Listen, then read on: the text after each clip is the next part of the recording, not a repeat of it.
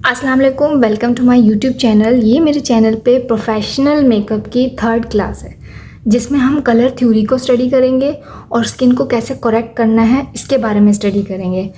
सबसे पहले हम प्राइमरी कलर्स को स्टडी करते हैं जो हमें किसी भी कलर को मिक्स करके कभी नहीं मिलेंगे। वो कलर्स होते हैं प्राइमरी कलर्स।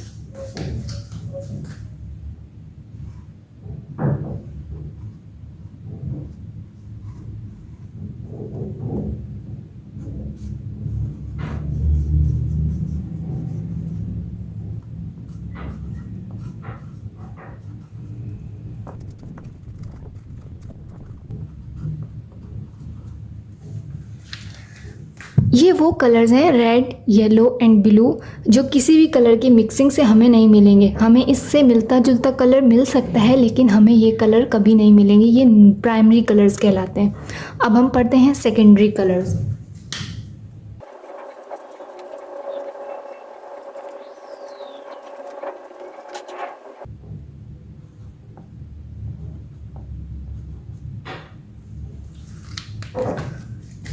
सेकेंडरी कलर्स वो होते हैं जो हमें प्राइमरी कलर्स की मिक्सिंग से मिलते हैं, उन्हें हम कहते हैं सेकेंडरी कलर्स। अब हमारे पास सेकेंडरी कलर अगर हम देखें रेड प्राइमरी, येलो प्राइमरी, अगर इन दोनों को मिक्स करेंगे तो हमें मिलेगा ऑरेंज सेकेंडरी कलर। इसी तरह अगर हम येलो और ब्लू को मिक्स करेंगे यानी ये दोनों प्राइमरी कलर्स हैं तो हमारे पास सेकेंडरी कलर आएगा ग्रीन। इसके बाद अगर हम ब्लू और रेड को मिक्स करेंगे तो हमारे पास आएगा पर्पल। ये हो गया कलर व्हील। इसके बाद अगर हम टर्शरी कलर्स पढ़ें तो वो ये होते हैं कि अगर हम सेकेंडरी और प्राइमरी कलर्स को मिक्स करके बनाएं तो वो इनके बीच का होगा, वो फिर बहुत डिटेल में चला जाएगा। अभी हम बिल्कुल बेसिक पढ़ रहे हैं। तो कलर थ्योरी को पढ़ना क्यों ज़रूरी है? क्योंकि जब हम स्किन को करेक्ट करते हैं तो हमें ये चीज़ मालूम होनी चाहिए कि कौन सी स्किन को किस तरह करेक्ट करना है। तो अब हम देखते हैं कि हमें करेक्शन कैसे करनी है। अब आप देखें जो रेड है ना, वो उसको कट करने के लिए हम कौन सा सेकेंडरी करेक्टर यूज़ करते हैं? हम करेक्शन पढ़ रहे हैं।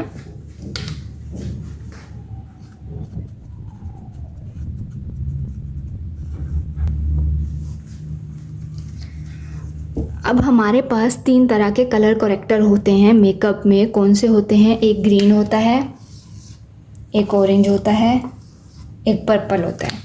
ये रहे।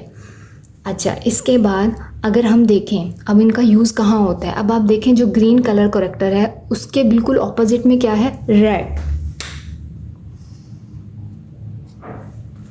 यानी कोई भी ऐसा हमारी स्किन पे प्रॉब्लम जो रेडनेस को शो कर रही हो उसके लिए हम कौन सा करेक्टर यूज़ करेंगे? ग्रीन। जैसे कि अगर हमारी स्किन पे पिंपल्स हैं, हमारी स्किन सेंसिटिव है, हमारी स्किन पे कोई भी बर्निंग मार्क्स हैं तो हम उसके लिए कौन सा करेक्शन यूज़ करेंगे? Green character.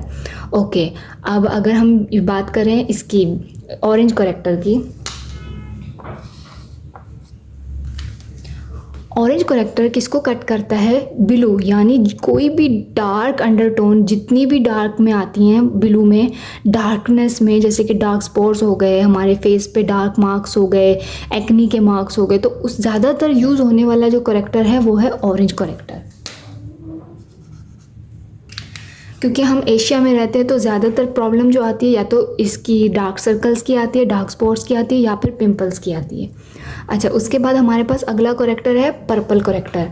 अब पर्पल करेक्टर जो है वो किसको कट करता है? येलो को।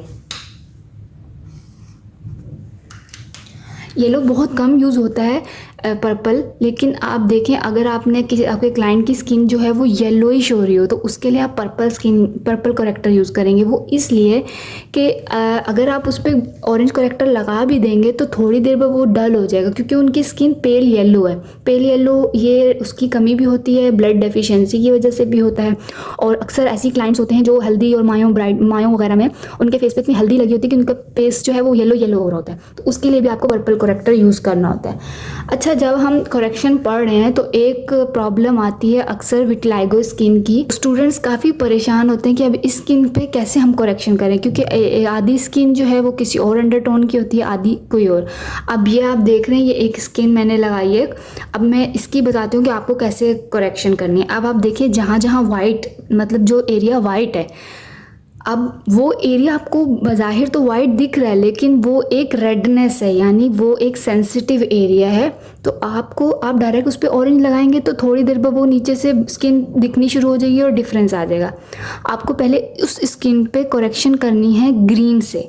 आपने जो जो वाइट एरिया उस पर आपने ग्रीन करेक्टर लगा दिया, अब जो बाकी नॉर्मल स्किन है उस पर आपने ऑरेंज करेक्टर लगा दिया। अब आपने इस पूरी स्किन पे कोई भी एक जो है इससे लाइट कलर का करेक्टर लगा के स्किन को पूरी एक अंडरटोन की कर देनी है। उसके बाद ये आपकी करेक्शन जो है वो कंप्लीट हो जाएगी। अच्छा, करेक्टर ये नहीं कि आपने लगाया और उसके बाद आप फाउंडेशन लगा दें, नहीं, आपको करेक्टर को न्यूट्रलाइज करना बहुत ज़रूरी होता है।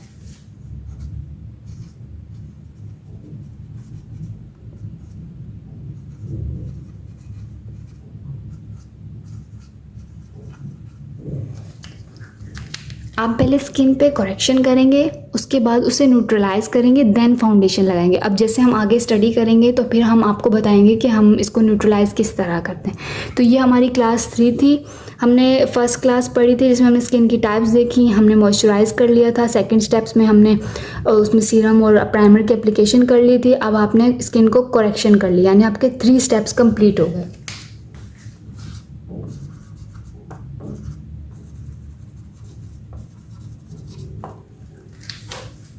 अब नेक्स्ट हम स्टडी करेंगे फेस की शेप्स को, यानी कि हम किस तरह की शेप्स होती हैं, कैसी शेप पे फेस की आपको किस तरह का मेकअप करना है, ये भी आपको आना बहुत ज़रूरी है।